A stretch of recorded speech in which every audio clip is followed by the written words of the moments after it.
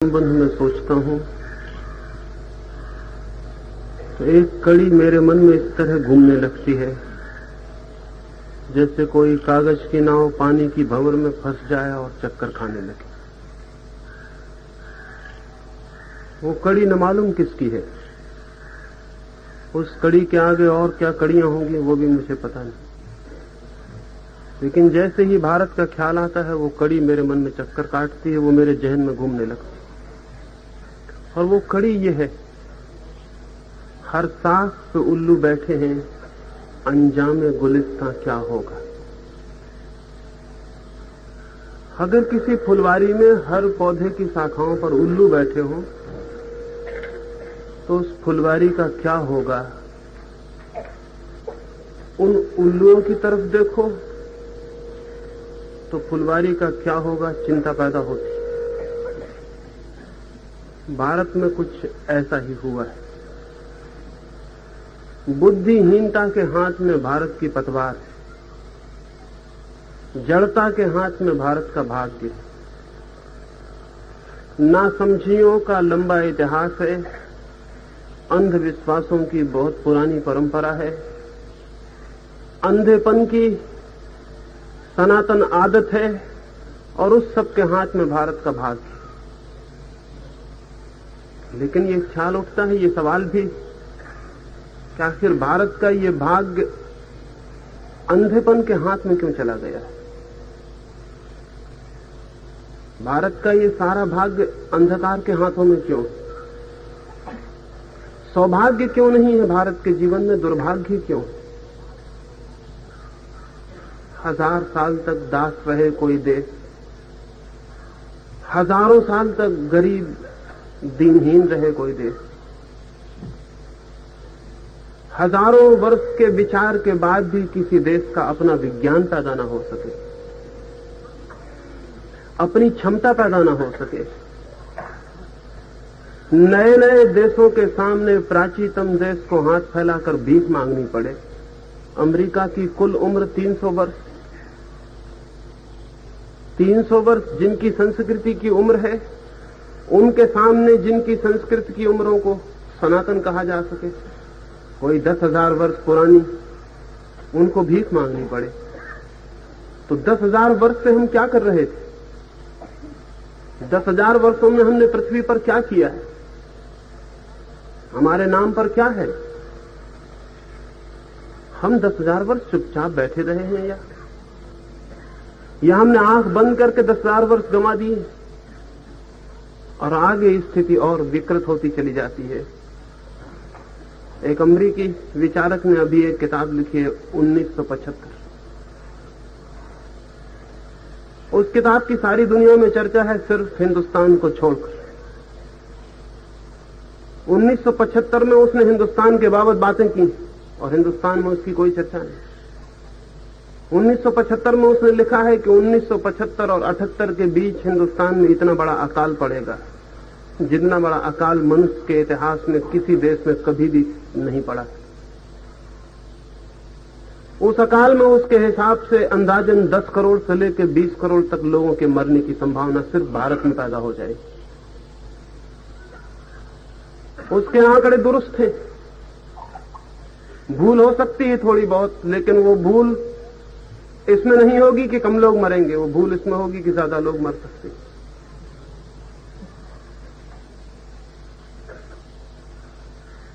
दिल्ली में एक बड़े नेता से मैंने उस किताब की बात कही। उनसे मैंने कहा, आपने 1975 पढ़ी है? उसमें भारत में 10 वर्षों के भीतर 10 करोड़ से लेकर 20 करोड़ लोगों तक के मरने की, अकाल की संभावना की बात की गई। वो नेता कहने लगे 1975 अभी बहुत दूर है। जिनको 1975 दूर दिखता हो उनके पास देखने वाली आंखें हैं, ऐसा नहीं कहा जा सकता। देश की जिंदगी में वर्ष ऐसे बीत जाते हैं जैसे आदमी की जिंदगी में क्षण बीतते। देश की जिंदगी में सदियां ऐसे बीतती हैं जैसे एक आदमी की पूरी जिंदगी बीत जाती। पता भी नहीं चलता देश की उम्र में सदियों का। लेकिन आंखें हो तो आगे दिखाई पड़ सकता है, आंखें ना हो तो आगे दिखाई नहीं पड़ सकता है।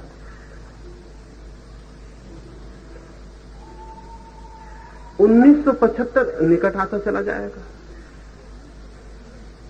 हम बच्चे पैदा करते चले जाएंगे और कुछ हम पैदा नहीं करते हैं सिवाय बच्चों के। असल में हमने भौतिक चीजें पैदा न करने का तय कर रखा। हम कोई भौतिकवादी लोग तो है नहीं, मेटेरियलिस्ट तो है नहीं कि हम भौतिक चीजें पैदा करें।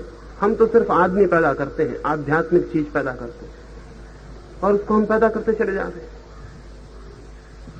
संख्या आसमान को छूने लगी और हमारी कोई पैदावार नहीं है दूसरी, और सब हम हाथ पसार के भीख मांग के काम चला रहे हैं। लेकिन उस गड्ढे की तरफ भी हम नहीं देखेंगे जिसकी तरफ हम सर के जा रहे हैं। नेता कहते हैं वो बहुत दूर है, साधु सन्यासी कहते हैं बच्चे भगवान पैदा करता है, इसमें आदमी का क्या हाथ। और जो भगवान पैदा करता है वो फिक्र भी करेगा, उसने हमेशा फिक्र की है, वो आगे भी फिक्र करेगा। साधु सन्यासी ये समझाते हैं। नेता कहते हैं कोई मुसीबत नेताओं को सिवाय चुनाव के दूसरी कोई मुसीबत दिखाई नहीं पड़ती। उनकी आंखों में सिर्फ चुनाव दिखाई पड़ता है और कुछ उनको दिखाई नहीं पड़ता, पड़ती है और कुछ दिखाई नहीं पड़ता। ये सारी की सारी दशा जरूर किसी बुनियादी भूल के कारण पैदा हो गई, और वो बुनियादी भूल ये है कि हजारों साल से भारत को विचार नहीं करना है ऐसी शिक्षा दी जा रही है। वो हमारे दुर्भाग्य का मूल सूत्र है। भारत में विश्वास करना है, विचार नहीं करना है, श्रद्धा करनी है, विवेक नहीं करना है, मान लेना है, सोचना नहीं है, ये सिखाया जा रहा है। गुरुओं की लंबी परंपरा एक ही काम कर रही है कि हर आदमी से विचार के बीजों को उखाड़ के फेंक दो और विश्वास के कचरे की जड़ें जमा दो। हमें यही समझाया जाता रहा है कि विश्वास करना परम धर्म है, और मैं आपसे कहना चाहता हूं कि जो आदमी विश्वास करता है वो आदमी धार्मिक तो कभी नहीं हो पाता, आदमी भी नहीं हो पाता है, धार्मिक होना तो बहुत दूर है। विचार की शक्ति ही मनुष्य को मनुष्य बनाती है। जागा हुआ विवेक ही मनुष्य की आत्मा है। भारत की आत्मा खोती चली गई क्योंकि विवेक और विचार के हम दुश्मन। हम कहते हैं बस मान लेना चाहिए, गीता को इसलिए मान लेना चाहिए कि वो कृष्ण कहते हैं, और गांधीवाद को इसलिए मान लेना चाहिए क्योंकि गांधी जी कहते हैं, बुद्ध के वचन इसलिए मान लेना चाहिए कि बुद्ध भगवान है, और महावीर के वचन इसलिए मान लेना चाहिए कि वो तीर्थंकर।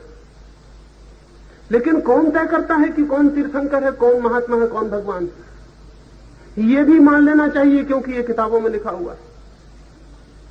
और फिर जो भी कहा जाए, और चाहे वो बुद्धिपूर्ण हो, अबुद्धिपूर्ण हो, योग हो, अयोग हो, हितकर हो, अहितकर हो, उसको मान लिया जाना चाहिए। मान लिया जाना ही एक योग्यता है हमारी। जो नहीं मानता वो नास्तिक है, वो भटका हुआ है।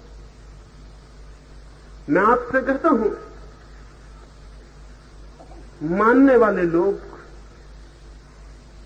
स्वयं तो अंधे हो ही जाते हैं, क्योंकि मानने वाले को आंख खोलने की जरूरत नहीं रहती। मानने वाले के लिए आंख खोलने की क्या जरूरत? आंख खोलने की जरूरत तो उसके लिए है जो देखना चाहता है, खुद सोचना चाहता है, चलना चाहता है, समझना चाहता है, उसे आंख खोलने की जरूरत। लेकिन आंख खोलना इस देश में पाप, यहां आंख बंद कर लेना पुण्यात्मा का लक्षण। जिंदगी से आंख बंद कर लो। दुनिया कुछ भी सोच समझ रही हो, तुम आंख मत खोलना, तो देश फिर अभाग्य में, दुर्भाग्य में, दुर्घटना में, अंधेरे में नहीं गिरेगा तो और क्या होगा? और जब इतना अंधापन हो, इतना अंधेरा हो, तो स्वभावता इतने अंधकार में, इतने अंधेपन में, अंधेरे के रहने वाले जीव जंतु अगर नेतृत्व करने लगे तो कोई आश्चर्य तो नहीं।